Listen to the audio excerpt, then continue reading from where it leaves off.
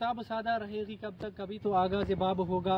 किताब सादा रहेगी कब तक, कभी तो आगाज़ बाब होगा। जिन्होंने बस्ती उजाड़ डाली, कभी तो उनका हिसाब होगा। आप सबको पता होगा कि परसों की डेट में एक वीडियो वायरल होता है।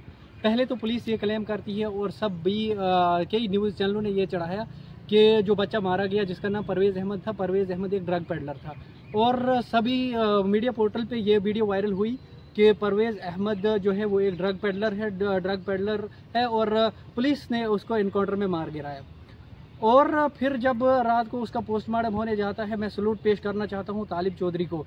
जब वो तालिब चौधरी जीएमसी में पहुंचे, जीएमसी में उन्होंने हल्ला गुल्ला किया और हल्ला गुल्ला करने के बाद जीएमसी में पुलिस पहुंची और मैं यहां से एक इस मंच से, कोई आप माने या ना माने, उस लीडर को, मैं तालिब चौधरी को इस मंच से सलाम पेश करना चाहता हूं कि उन्होंने हर हमेशा गुज्जर बरादरी की आवाज़ उठाई और गुज्जर बरादरी को उन्होंने हमेशा ऊपर उठाने की कोशिश की। लेकिन अफसोस की बात है कि उसका कोई साथ नहीं दे रहा है। उन्होंने जब हल्ला गुल्ला पेश किया वहाँ तक जब पुलिस पहुंची और पुलिस का अमला दर्ज हुआ और बाद में जब पता चलता है कि पुलिस के ज़रिए से पुलिस दूसरे दिन ये दावा करती है कि ये ड्रग पेडलर नहीं था बल्कि क्रॉस फायरिंग में मारा गया है।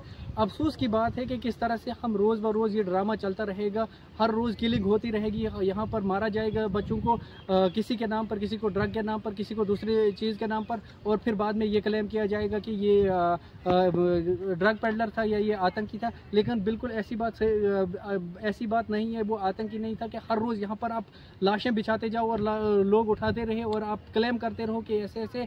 एक बार फिर से मैं एलजी इंतज़ामिया और सरकार से ये गुजारिश करना चाहता हूँ कि कम अज़ कम अपने इस कानून की नज़रसानी करें। नज़रसानी करने के बाद आपको ऐसा कीजिए कि अगर कोई बेकसूर मारा जाता है तो कम अज़ कम इन बेकसूर जो मारे जा रहे हैं इनको मत मारा जाए। इनने क्या बिगाड़ा है, किसी कौम का क्या बिगाड़ा है, इनको मारा जा रहा है। बस एक ही गुजारिश है कि इस साल से बहुत सी किलिंग हुई, जिस तरह से गुजर बरादरी की बहुत सारी किलिंग हुई इस बार।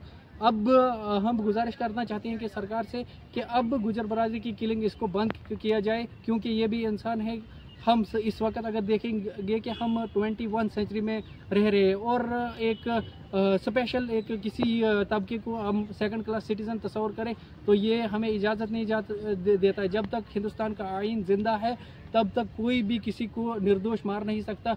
और अब अगर उन्होंने कहा है कि हम इसको कंपनसेशन देंगे या इनके घर का एक किसी को नौकरी देंगे, फिलहाल तो उससे उसकी जान तो वापस नहीं आई। तुम क्या जानो उस जान की कीमत? उस माँ से पूछो जिसने अपना बेटा खोया है, उस बाप से पूछो जिसने अपना बेटा खोया है, उस पत्नी से पूछो जिसने अपना पति खोया, उस बेटे से पूछो जिसने अपना बाप खोया है। इस चीज़ पर नज़रसानी करने की ज़रूरत है कि कभी किसी का घर खाली ना हो, किसी की कोख खाली ना हो। और सब इस बात पर नज़र रखते हुए हम एक बार फिर से गुजारिश करना चाहते हैं कि इसमें जुडिशल इंक्वायरी ज़रूरी होनी चाहिए।